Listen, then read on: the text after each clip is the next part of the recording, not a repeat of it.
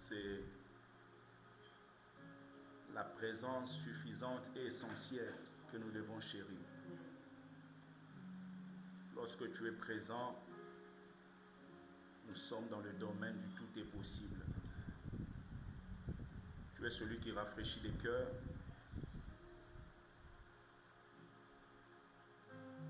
Tu avais quitté la ville où tu étais. Tu es parti là où se trouvait ce fou de Gadara.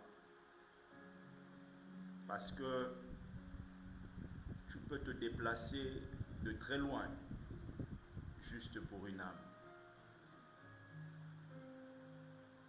Parce que tu sais, au travers de cette âme, plusieurs seront changés et transformés. Si tu envoyais ton serviteur de loin, au-delà du nombre que nous sommes, nous voulons nous présenter comme étant à l'image de ce seul fou qui a permis ton déplacement. Je ne veux pas regarder celui qui est là ou qui n'est pas là. Je veux me considérer comme étant l'individu qui a trouvé grâce aux yeux de l'Éternel. Et que son amour se manifeste en envoyant son serviteur. Béni sois-tu. Dans le nom de Jésus, nous disons Amen. Est-ce qu'on peut acclamer le Seigneur pendant que j'appelle le pasteur Jean-Marc? Que Dieu te bénisse. Bonjour.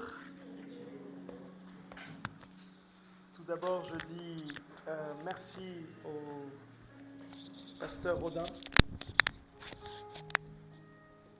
Ouais, je suis déjà allumé.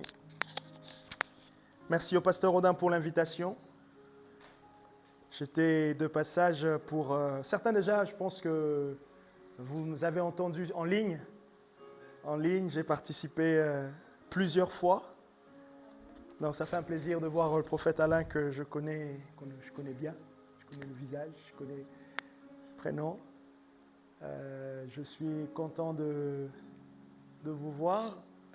Par contre, je ne connais pas le prénom, mais le visage me dit quelque chose. Sûrement les photos en...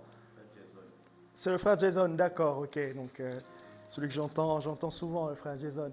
Un bon témoignage. En tout cas, sois fortifié. Sois fortifié dans ce que Dieu est en train de faire. Donc, je suis le pasteur Jean-Marc, j'habite Poitiers. Je suis arrivé hier pour le mariage d'une de sœurs, ou je dirais un membre de l'église.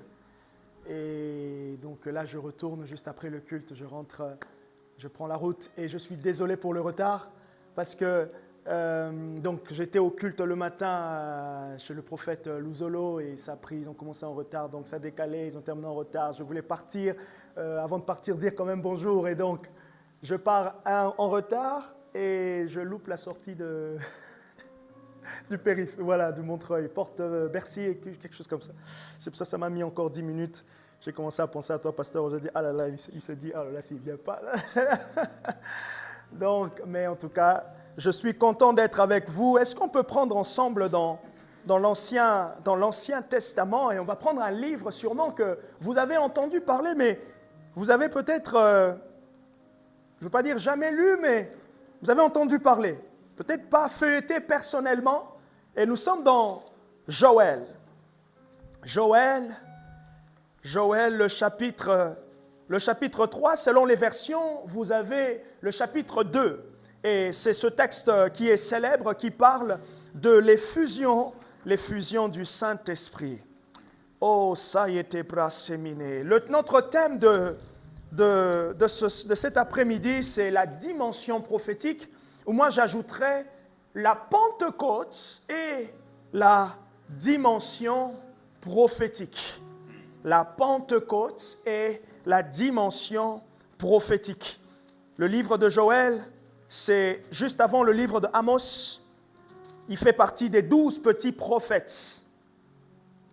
Petit, c'est simplement par rapport à la subdivision, c'est simplement par rapport à l'organisation dans le livre qu'on appelle Bible. Ok? Mais le contenu n'est pas petit. Et ça, c'est intéressant. On comprend comment le Seigneur parle. Et Paul, il dit que chacun agisse. Romains chapitre 12, le verset 3, Paul, il dit que chacun agisse selon la mesure de foi qu'il a. Et on voit dans la Bible que Dieu a certains, ils ont exercé un ministère pendant longtemps et ils ont prophétisé, donné des paroles divines assez riches. On a par exemple le prophète Ésaïe, le prophète Ézéchiel, qui constituent des livres qui sont assez riches et volumineux. Okay? Mais cela ne veut pas dire qu'ils ont reçu une mesure de l'esprit qui était plus petite que les autres, prophète Joël ou le prophète Abdias. D'ailleurs, Abdias, je pense que c'est un chapitre, si je ne me trompe pas. Amos, on a 8 chapitres au moins ou 9. Okay? Mais cela ne veut pas dire que la mesure de l'esprit était inférieure. On a tous ce matin une mesure de foi, une mesure de l'esprit. Et la Bible dit que Jésus avait reçu une mesure de l'esprit assez élevée. Ok? Jésus a reçu une mesure de l'esprit élevée. Et ce qui est intéressant, c'est que c'est parce qu'il a reçu l'esprit sans mesure. C'est l'expression qui est utilisée dans la Bible. Il a reçu l'esprit sans mesure. C'est pour cela qu'il pouvait aussi la rependre. Et c'est que j'aime avec Dieu, il y a toujours, Dieu ne remplit pas pour arriver au bord. Dieu remplit pour qu'il y ait débordement. Oh, Semraya Yaska. Est-ce que ça va? Amen. Dieu remplit pour qu'il y ait débordement. Et j'ai dit ça la semaine dernière. D'ailleurs, je suis désolé. Dans 3 semaines, on va vous ravir un peu le pasteur Audin. Il reviendra à Poitiers parce qu'on l'aime bien à Poitiers. Et peut-être que même, il y aura... Non, bon, on s'arrête là. OK? Je disais que Dieu, ce qu'il fait généralement, il nous remplit pour qu'il y ait débordement. Et David, il dit quoi? David, il dit, tu oinduiles ma tête et ma coupe déborde. Et ce qui est important est que nous devons comprendre en tant qu'enfants de Dieu, membres de l'Église, corps du Christ avec un grand E, mais aussi membres de l'Église locale, tout ce que je vais donner à l'Église, c'est ce qui a débordé. OK?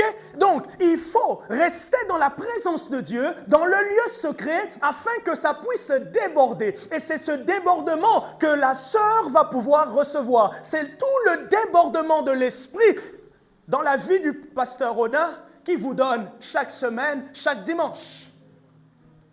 Est-ce qu'on ne s'est jamais senti un peu presque à court d'inspiration? On a l'impression... Tu modères, non? Excuse-moi, je te tutoie. Tu modères. Il prêche aussi. Et ce jour-là, tu n'as pas beaucoup d'inspiration. On est limité. On a l'impression, on prie en langue et on a l'impression que même les langues n'arrivent pas à percer. Alors, qu'est-ce qu'il faut faire à ce moment-là? On peut comprendre aussi qu'à ce moment-là, ce qu'on a besoin qu'il y ait une effusion. On a besoin qu'il y ait un débordement. Et j'aime bien ce qu'un homme de Dieu a dit. Il a dit, par la prière en langue, par la prière. Et il parlait bien sûr de la prière en langue. C'est comme si on ouvrait un robinet intérieur.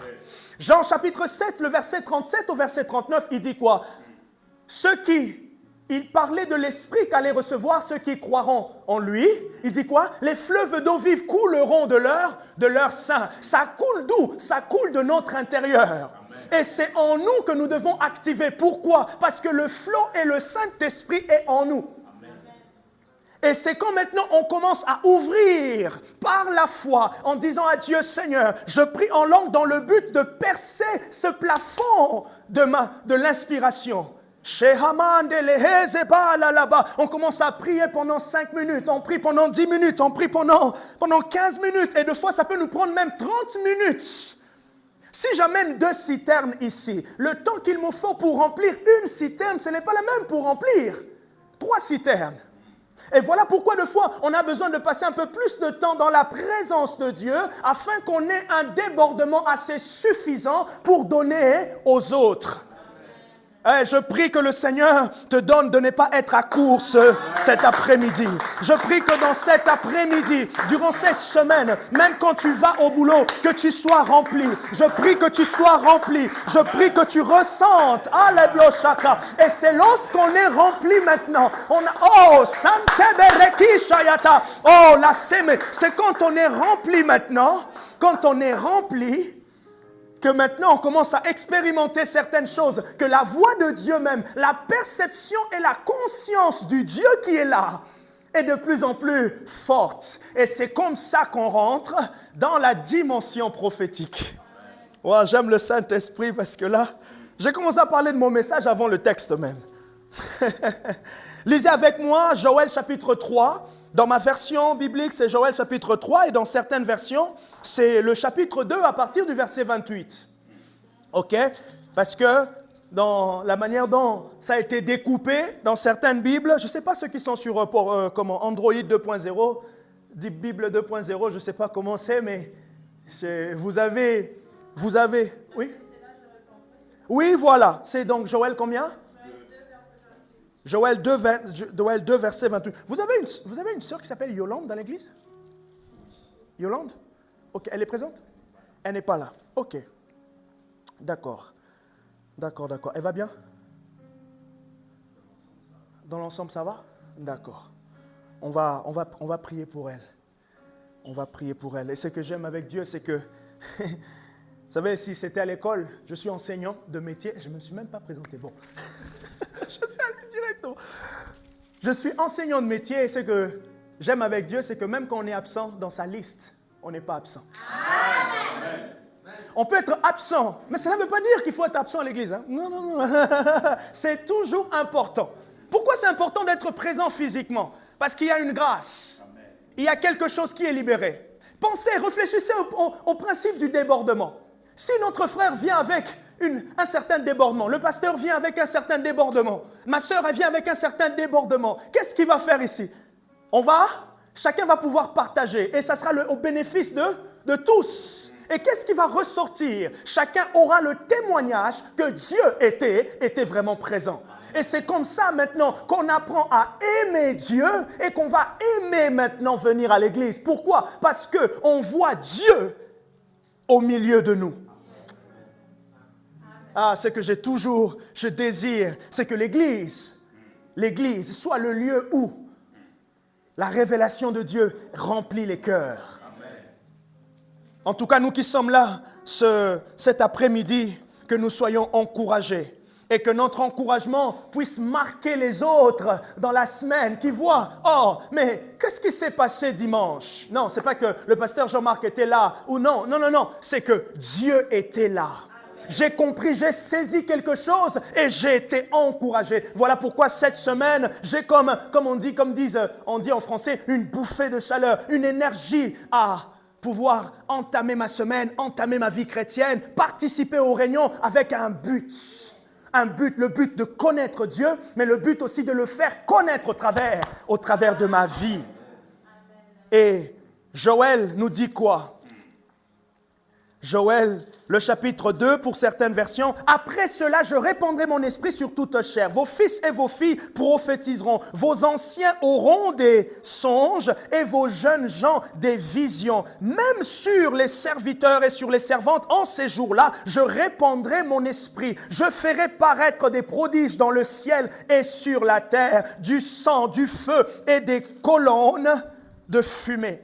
Le soleil se changera en ténèbres et la lune en sang avant l'arrivée du jour de l'Éternel, de ce jour grand et redoutable. » Vous allez peut-être remarquer qu'il y a comme le mot, plutôt l'expression « le jour de l'Éternel revient ».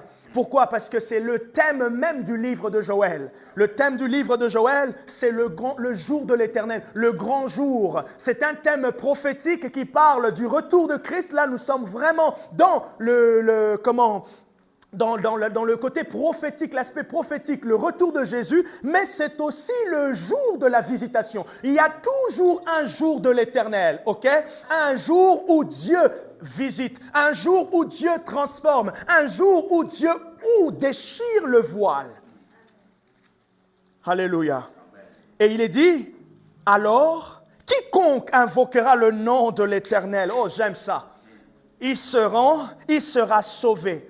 Car sur la montagne de Sion et à Jérusalem, il y aura des rescapés, ou il y aura des restes, comme l'a dit l'Éternel. Et ceux que l'Éternel appelle seront parmi les survivants. On prend la même vision de ce texte maintenant dans Actes chapitre 2, Notre thème, c'est la dimension prophétique. Un thème qui est beaucoup exploité depuis presque maintenant 10 ans dans l'Église. Et on voit comment Dieu vraiment met l'emphase dans l'Église sur le prophétique. Et comme on discute souvent, et d'ailleurs vous avez la grâce d'avoir un homme de Dieu, un pasteur qui a les oreilles et les yeux ouverts. Il entend et il voit. C'est un homme prophétique, un homme aussi que, au fil des années, je commence à beaucoup apprécier. Actes chapitre 2, à partir du verset, on va lire le verset 14. Alors Pierre, vous connaissez les 13 premiers versets, la Pentecôte, le Saint-Esprit descend et quelle est la manifestation, le signe de l'Esprit qui est descendu? Les langues de feu. Quelqu'un vient me dire, quelqu'un dit à une sœur de l'église, « Ah non, je ne veux plus revenir, Non, je suis moins motivé à venir à l'église parce que bon, le pasteur, vous mettez beaucoup l'emphase sur le parler en langue. Ah, il faut beaucoup mettre l'emphase sur la sanctification. » Et bon, pasteur Audin, quand j'entends les dessous du témoignage de ce frère, je me suis dit, franchement, il veut nous faire la leçon sur la crainte de Dieu. On oublie que celui qui prie en langue s'édifie lui-même, il parle à Dieu. On oublie que par la prière en langue, qu'est-ce qui se passe? Il se passe un travail intérieur. L'être intérieur est tellement bâti que même aussi certains processus de la sanctification personnelle s'établissent directement lorsque l'on prie en langue. Et Pierre qui surgit, qui se lève plutôt et il dit, alors, verset 14, il était debout avec les 11. Il éleva la voix et s'exprima en ces termes, « Vous, Juifs, et vous qui séjournez à Jérusalem, sachez ceci, prêtez l'oreille à mes paroles. Ces gens ne sont pas ivres comme vous pouvez le supposer, car c'est la 3e heure du jour, comme pour dire qu'à cette heure, on ne peut pas être ivre. » C'est qu'il y a autre chose. Et ce qui est intéressant, quand même, un ancien théologien des États-Unis, il s'appelle Jonathan Edwards, il a dit, lorsqu'il y a des manifestations bizarres de l'esprit, la première chose que les hommes vont faire, ils vont rejeter. Mais ce qui est important, c'est de pouvoir, premièrement, discerner qu'est-ce qui est en train de se passer. Deuxièmement, se poser la question dans la vie des gens, qu'est-ce qui a changé. Troisièmement, c'est important de pouvoir expliquer. Et vous allez voir aujourd'hui, beaucoup vont être en train de dénoncer, mais ils vont dénoncer des choses pour lesquelles ils n'ont même pas d'expérience. Oui, j'entends qu'on ne pourra jamais avoir les mêmes expériences, mais on a le même esprit. Ephésiens chapitre 4, il est dit, on a le même esprit. Il y a un seul esprit. Et c'est le Saint-Esprit qui peut enseigner et qui peut te dire, écoute, Jean-Marc, ce que tu vois dans la vie du pasteur Audin, tu ne l'as jamais expérimenté, mais c'est moi qui est derrière. Amen. C'est une nouvelle expérience, autant pour lui que pour moi. Et qu'est-ce que je fais? J'apprends. Et l'une des meilleurs moyens d'apprendre et de s'ouvrir aussi à des nouvelles manifestations, à des nouvelles vagues de l'esprit, c'est de croire et de recevoir la grâce que l'autre a reçue. Amen. Lorsque tu ouvres ton cœur à ce que l'autre a reçu, tu ouvres aussi tes canaux, en fait. Tu disposes ton ciel pour que Dieu fasse pleuvoir aussi sur toi. Oh, Shekaba, est-ce que je parle à quelqu'un? Et c'est que Pierre vient ici, il se lève et il dit, non, écoute, c'est nouveau. Même nous, on ne s'attendait pas à ça. Qui s'attendait à ce que les disciples puissent parler comme ça en d'autres langues? Personne. Donc, ils ne pouvaient pas anticiper. On ne peut pas anticiper le Saint-Esprit, mais on peut se disposer à ce que l'Esprit nous utilise. Je parle à quelqu'un, est-ce qu'on ne peut pas anticiper Dieu, sinon on devient Dieu? On ne peut pas anticiper, mais on peut se disposer. Et qu'est-ce qui, dans se disposer, c'est quoi? Dans se disposer, c'est de se dire, il peut encore le faire, s'il a déjà fait une fois, mais aussi, j'attends qu'il fasse même des choses nouvelles, parce que je veux le connaître. Et je crois que c'est dans Ésaïe, je crois, ou Jérémie, voici, je veux faire une chose nouvelle. Vous connaissez ce passage? Une chose dans Ésaïe. Voici, je veux faire une chose nouvelle. Et maintenant, Pierre, il utilise le verset 17, il commence à expliquer. Et c'est intéressant ici, Pierre qui fait la relation entre la Pentecôte, entre l'expérience et le prophète Joël. Pierre n'avait pas préparé ça. L'Esprit lui a donné. L'Esprit lui a révélé cela. Et Jésus peut dire quoi? Ne vous inquiétez pas de ce que vous direz. Pourquoi? Parce que au moment voulu, je parlerai, je vous donnerai les paroles.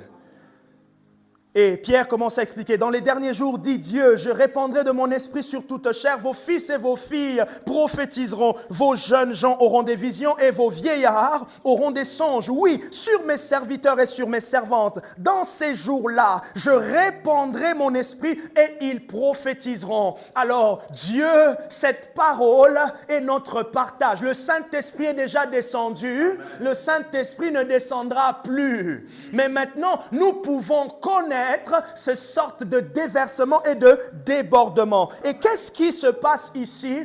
Joël marque bien et insiste que l'effusion de l'esprit sera marquée par le prophétique. Waouh! La dimension prophétique. Notez avec moi si vous notez, mais de toute façon, je vous encourage à pouvoir aller sur la page et vous abonner. La page de votre pasteur. Bon. Ça, c'est la petite pub. Hein. C'est bien passé. Hein. L'équipe bien. Hein.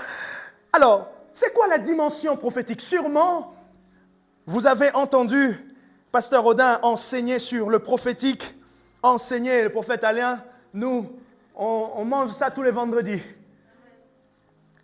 C'est quoi la dimension? J'aimerais définir juste le mot dimension. Une dimension est une mesure ou c'est une grandeur mesurable qui détermine la portion d'espace occupée par un corps.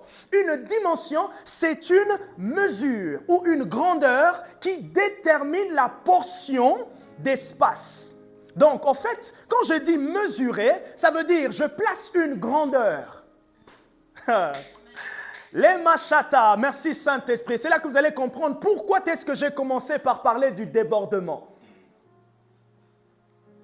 Mais maintenant, qu'est-ce qu'on entend par dimension prophétique? Et quel est le lien et je ferai le lien entre cette dimension prophétique et la Pentecôte. Suivez-moi très bien. J'ai dit que la dimension, c'est une grandeur. OK? Donc ici, notre salle a une dimension donnée en longueur et en largeur. Donc, c'est l'espace qu'occupe, en fait, cette salle. Je fais à peu près 1,80 m, j'ai une grandeur.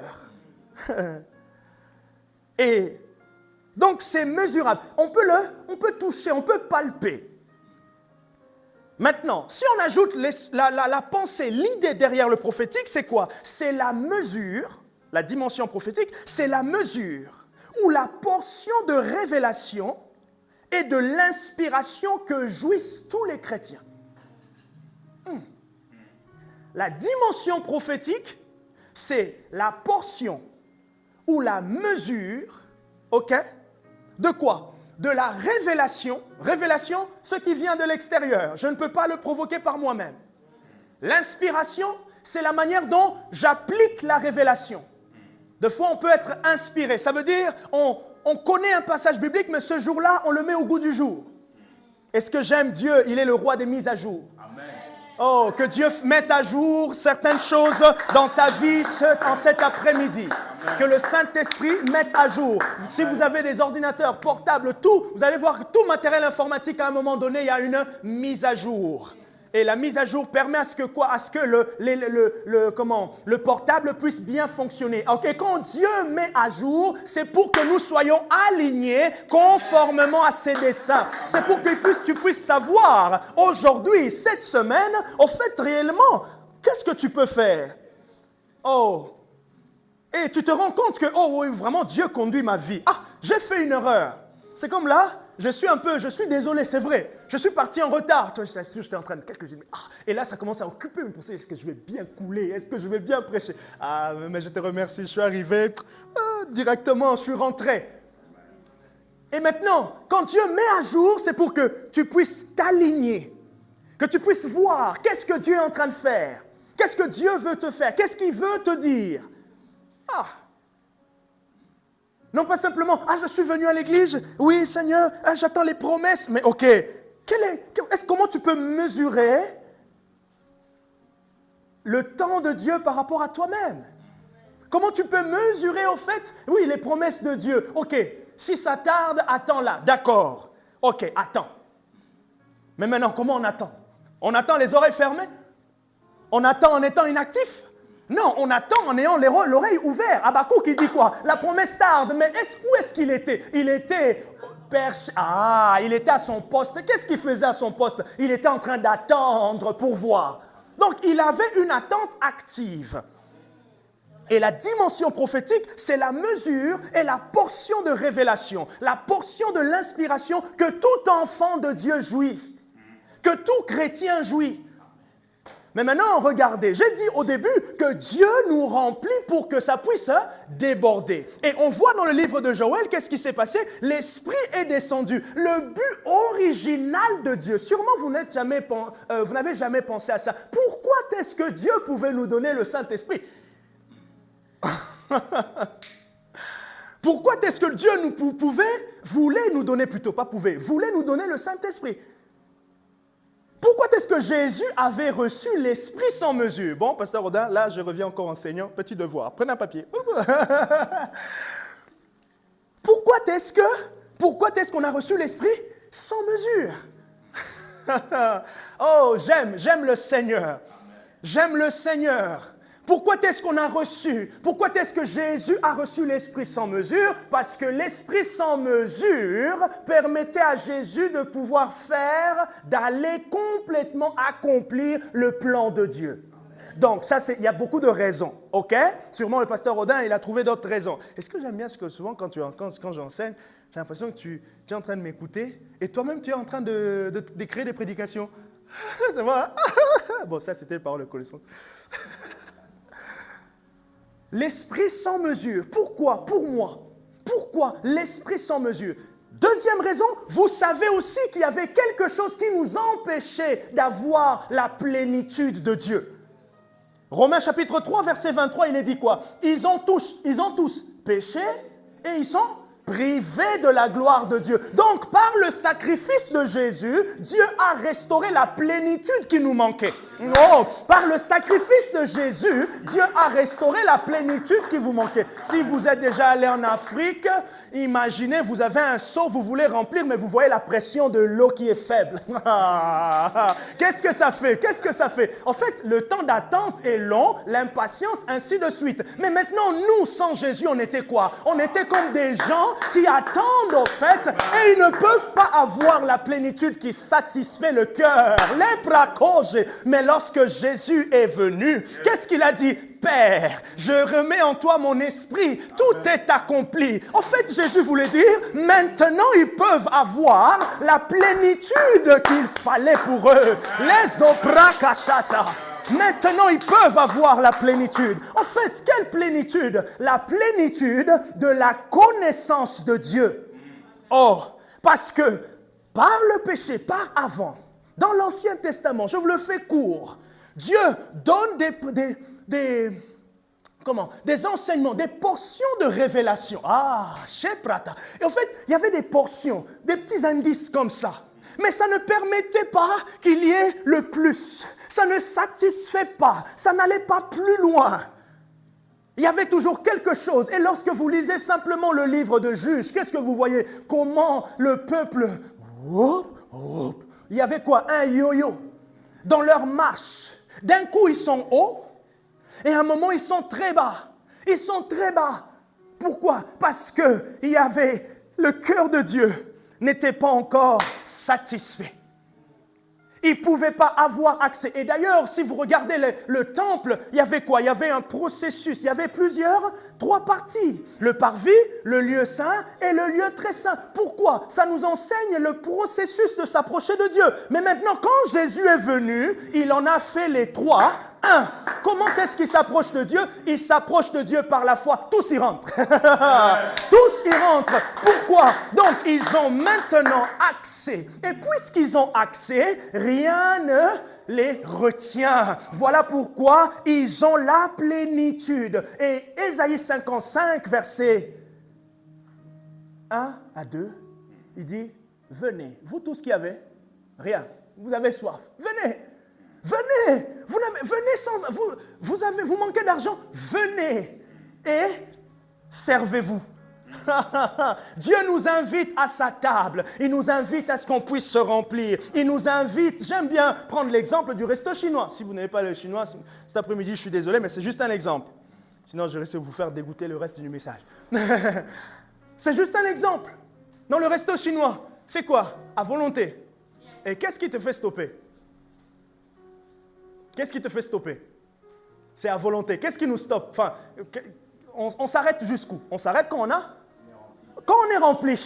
Et c'est de la même manière dans la présence de Dieu. Quand je sens le déversement, je sens la plénitude, je peux maintenant aller donner. Je peux maintenant aller bénir l'autre. Je peux maintenant sortir et dire oui, Dieu était là. Dieu m'avait visité. Pourquoi? Parce que ma jauge en esprit, je l'ai touché et je suis rempli. Donc la dimension prophétique, c'est cette portion. Maintenant, regardez, cette portion, elle est vaste.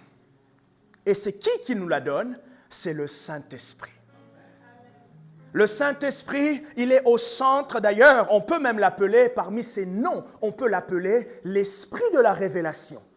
Pourquoi? Parce qu'il est celui qui nous révèle, il est celui qui nous enseigne, il est celui qui ouvre, qui permet cette dimension prophétique. Nous pouvons donc affirmer que le désir de Dieu a toujours été de ne rien nous cacher, de ne rien cacher à l'homme en ce qui le concerne. Ce qui empêche du coup la plénitude de la révélation divine, c'était le péché, ça je l'ai dit. Et du coup, on a vu que par la mort de Jésus, il nous a fait rentrer dans cette plénitude. Il permet maintenant. Et c'est intéressant que Pierre vient remettre au centre. Il dit, Dieu, par Joël, a parlé. Je peux même ajouter, par Jean-Baptiste, il a parlé. Et aujourd'hui, c'est ce qui est en train de se passer. C'est ce qui est en train de se passer. Ce que vous voyez, nous ne sommes pas ivres du Bordeaux. Nous ne sommes pas ivres, si vous êtes Congolais, du Primus. Nous sommes ivres de l'Esprit. Nous sommes remplis, immergés dans l'Esprit, baptisés dans l'Esprit. Terme hébreu, je crois, ou grec, c'est hébreu ou grec? Baptizo. Baptizo, voilà. Grec. Baptizo, immergé dans Dieu nous immerge et quand nous ressortons, nous sommes remplis de lui. Et Paul nous encourage, ne vous enivrez pas de vin, c'est de la débauche. Au contraire, soyez remplis du Saint-Esprit. S'il y a une chose que nous pouvons rechercher, c'est cette plénitude-là. Parce que rappelons-nous toujours qu'à chaque fois qu'il y a une plénitude, il y a un passage biblique que l'on connaît. Connaissez-vous ce texte qui dit « c'est de l'abondance » ?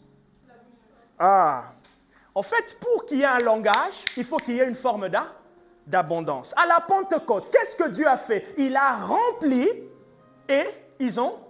Ah, alors à chaque fois que Dieu te remplira, tu auras un langage nouveau, tu auras des déclarations prophétiques, tu auras une perspective nouvelle. À chaque fois que Dieu remplit, voilà pourquoi je prie en langue, je reste en prière, je loue jusqu'à ce que je sente le remplissement. Parce que lorsque je me sens rempli, je commence à proclamer. En fait, je suis en alignement parfait avec lui. Parce que je suis rempli et je commence à sentir, je sens Dieu. Je sens que mon désir, ma requête est écoutée et je peux même presque percevoir quand et comment il va répondre. Ah, c'est possible. Pourquoi? Parce qu'à ce moment-là, nous sommes conscients de sa volonté par rapport à ce que nous lui demandons. Notez ceci, trois choses, quelques vérités importantes sur la Pentecôte. Oh, Jabala Revis, Ema si Gelasi. Merci Jésus. Ah, je pense je suis bien dans le temps. Quelques vérités importantes sur la Pentecôte et la dimension prophétique. Première chose, selon le prophète Joël, l'expression ou l'effusion de l'Esprit était la manifestation des visions et des songes. La présence ou le signe de l'Esprit, selon le prophète Joël, il y aura vos fils et vos filles prophétiseront. Oh, si vous remontez un peu plus loin, dans Joël, en fait, ici, le chapitre 2 ou chapitre 3 qu'on vient de lire, Dieu réalise une des promesses du prophète Moïse. Nombre chapitre 11, lorsque l'esprit de Moïse est déversé sur les 70, il y a Caleb et Josué qui n'étaient pas avec eux, mais eux aussi, ils ont reçu l'esprit. Comme j'ai dit tout à l'heure, même quand on n'est pas présent physiquement dans la liste de Dieu, on est là.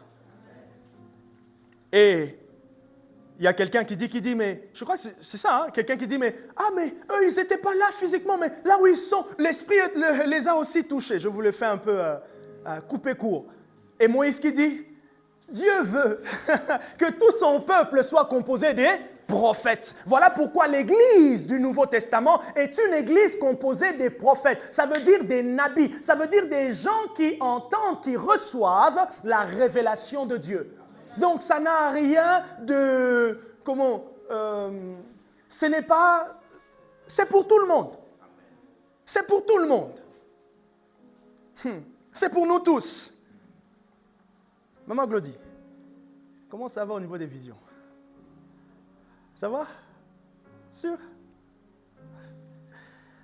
C'est ce que je voyais et recevais pour toi. Les visions. On va prier et Dieu va te le donner.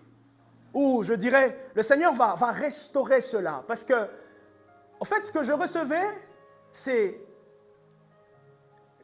les visions pour toi. Mais on dirait que tu vois, on dirait que tu as peur d'aller un peu plus loin dans ça. Okay? On dirait que tu as peur au fait d'aller un peu plus loin. Je ne sais pas si c'est la peur de ce que tu vas recevoir ou la manière dont ça va se manifester, mais je crois que c'est une portion vraiment qui est attachée à toi et que je prie que le Dieu qui a déjà plus d'une fois manifesté ses yeux ouverts, autant dans des rêves, qu'il le manifeste encore plus. Et là, ce que le Saint-Esprit est en train de me montrer, c'était vraiment, comme tu me regardes comme ça, tu reçois, tu vois des choses. Tu vois ce que le Saint-Esprit veut que tu puisses voir. Et ce qui est sûr, c'est que je sais que tu as un époux qui est assez aiguisé pour vraiment t'aider dans ce domaine-là. On va prier pour ça. Et s'il y a d'autres personnes aussi qui veulent par rapport à ce domaine-là, je pense que je vais simplement nous encourager en cet après-midi et je crois que chacun pourra faire un pas de foi pour avancer dans cette dimension qui est simplement pour tout enfant de Dieu. Tout enfant de Dieu, tout enfant de Dieu. Donc, Jésus il le dit lui-même, mes brebis écoutent ma voix. Et qu'est-ce qu'il fait? Ils me suivent. Les gens veulent suivre Dieu en ayant la Bible. Ok, d'accord. Mais en fait, Dieu parle par la Bible. Dieu parle de manière prophétique par la Bible. Dieu parle. Et c'est là qu'on va constater que les gens, ils suivent, mais ils ne savent pas au fait la personne qu'ils suivent. Ils suivent, ils ne peuvent pas avoir les marques. Oh Saint-Esprit, est-ce que vous imaginez quelqu'un prendre une route et ne pas savoir les marqueurs de la route, les signes qui sont dans la route? C'est impossible. Alors, comment est-ce qu'ils suivent? Donc toi, tu suis Dieu, tu ne peux même pas voir lorsqu'il a dit « va à gauche ». Même lorsqu'il a dit « va à droite », lorsqu'il dit « stop ». Alors, lorsqu'il dit « va à droite »,« stop », ça c'est quoi? Ça, ce sont des interventions ponctuelles où la voix de Dieu se fait entendre, où le Saint-Esprit vient avec quelque chose de précis, soit un songe, soit un rêve. Dieu nous conduit quelque part, il nous conduit afin qu'on puisse le connaître. Et la dimension prophétique, lorsqu'on comprend et on s'ouvre à cela, naturellement, on s'est dit non, la relation avec Dieu. Combien de fois on s'est dit, nous, que waouh, c'est tellement beau connaître Dieu. Donc, j'ai dit que le prophète Joël disait que l'expression ou l'effusion de l'esprit, ça sera des songes et des visions. Deuxièmement, le premier témoignage rendu par les disciples était la combinaison des langues et de l'interprétation des langues. Là, nous sommes dans Actes chapitre 2.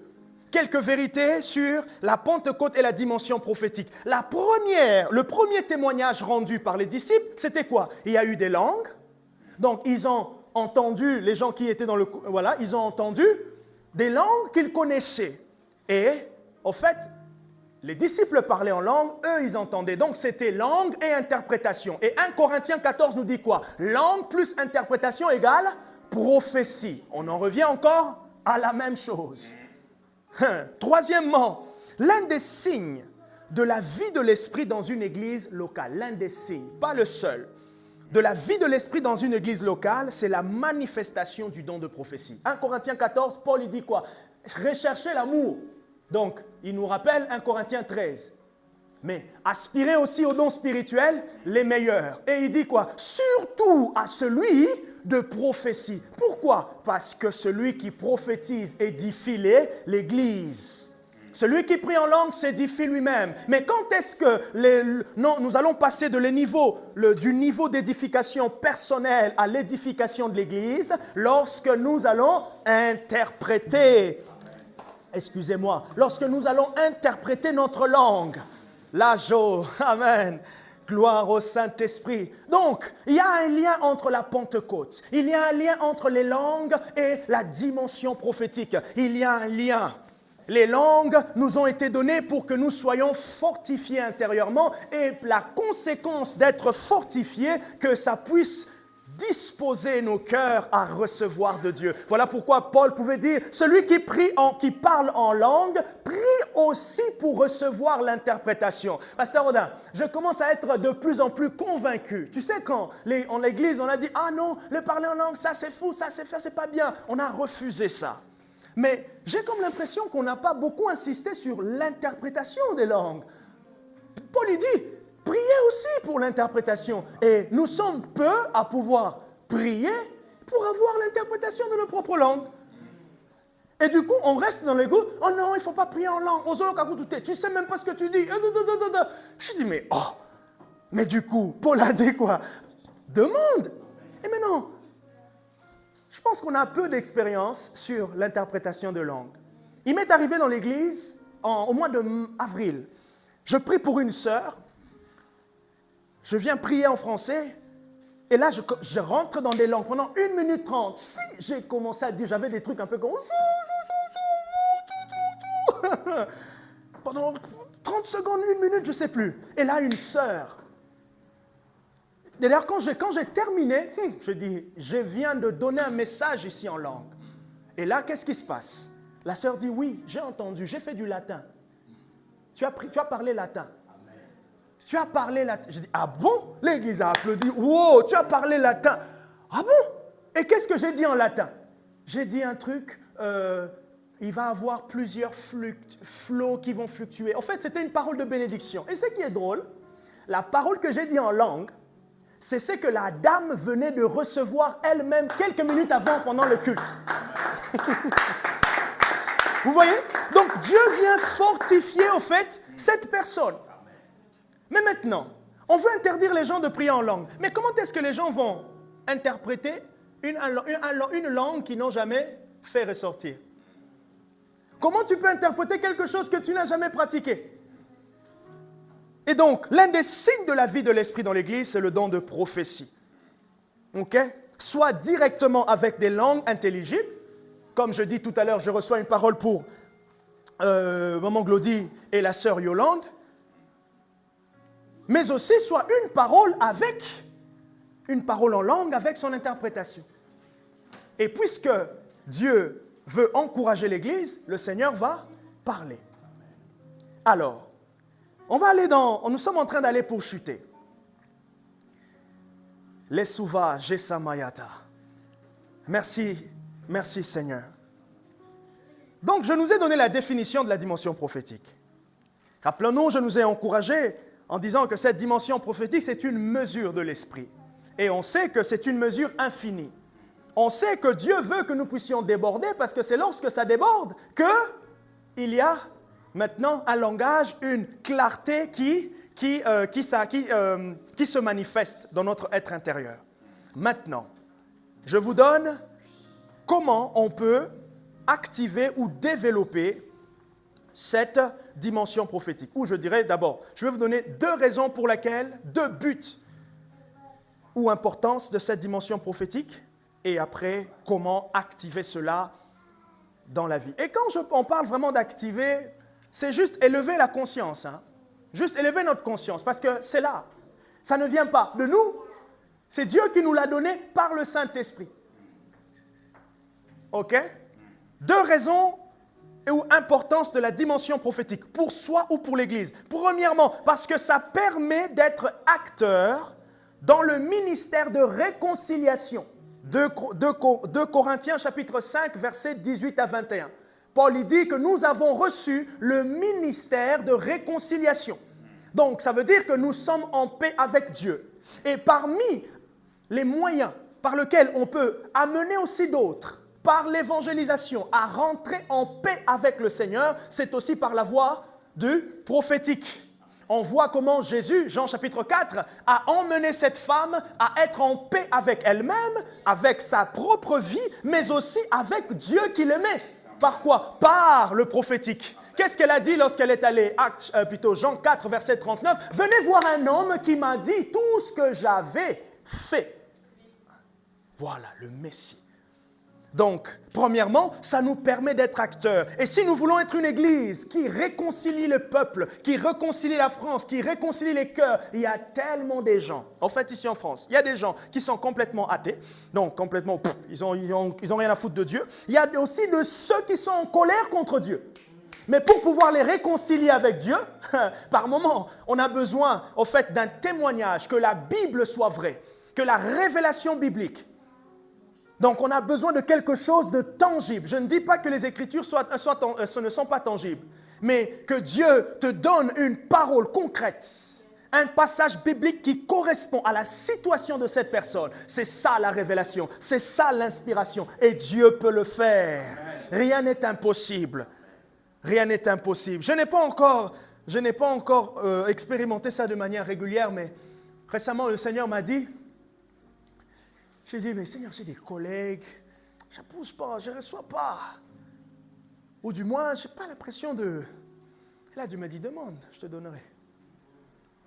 J'ai envie de recevoir. Je n'ai pas envie juste de venir, ah tiens, tu étais à l'église, c'était où Jean-Marc? Non, j'ai vraiment envie de venir avec, c'est comme tu nous partages là. Vraiment avec quelque chose bien là, qui vient séparer l'intelligence de cette personne et se dire, waouh. Donc Dieu l'a parlé en rêve, quoi. Oh, Dieu, mais je n'ai jamais parlé. Ça fait 6 mois. D'ailleurs, ça, ce n'est que mon mari qui le sait. On en a parlé hier soir. Et lui, il me dit, aujourd'hui matin à 8 heures. On a besoin de ce genre de témoignage. Ce genre de témoignage à la Corneille. Où Dieu parle à Corneille, il parle aussi à Pierre. Je me rappelle, quelqu'un a dit, mais ça c'est trop beau ça. Ça peut pas être trop la réalité. Ça peut pas être la réalité. Alors, quelle est la réalité? Quelle est la réalité? La dimension prophétique est pour nous tous. Qu'on ne limite pas Dieu. Deuxième raison, je dis premier, amener les cœurs, permettre d'être acteur dans le ministère de réconciliation. Deuxième raison, c'est amener les non-croyants à réaliser que Dieu est réellement parmi nous. Et là, je reviens encore et je nous encourage à relire 1 Corinthiens 14. Paul il dit quoi? Si vous avez quelqu'un qui est non-croyant qui est là et que le don de prophétie s'exprime, oui, et le don de prophétie s'exprime, qu'est-ce qui va se passer? Il va croire que Dieu est parmi vous. Dieu est parmi vous. Donc, 2 raisons. Alors, comment est-ce que chacun d'entre nous va participer et rentrer dans cette œuvre? Je nous dis simplement, croire que c'est possible. Comment activer cela? Croire que c'est possible, mais surtout, aussi par moi. Aussi par moi. Aussi par moi. Et c'est là que je reviens. Est-ce que tu connais un junior? Non? Ok. Au fait, croire que c'est aussi par moi, ne sous-estime pas et lance-toi dans ce que tu es en train de faire aujourd'hui. C'est aussi possible. Ne te vois pas à la baisse. Je ne sais pas si ça se dit, mais ne te sous-estime pas. Ok?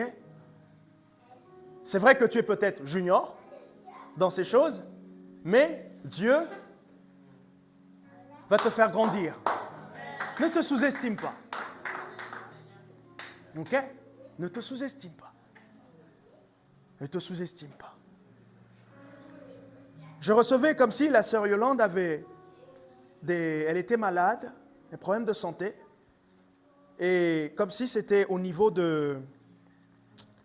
je ne sais pas si elle a déjà eu un problème au niveau des appendices et tout ça, ou il y a eu... Donc, elle a déjà, ou soit il y a quelque chose du genre qui dérange. Et est-ce qu'on peut simplement prier pour elle et dire, Seigneur, là où elle est, tu peux la toucher.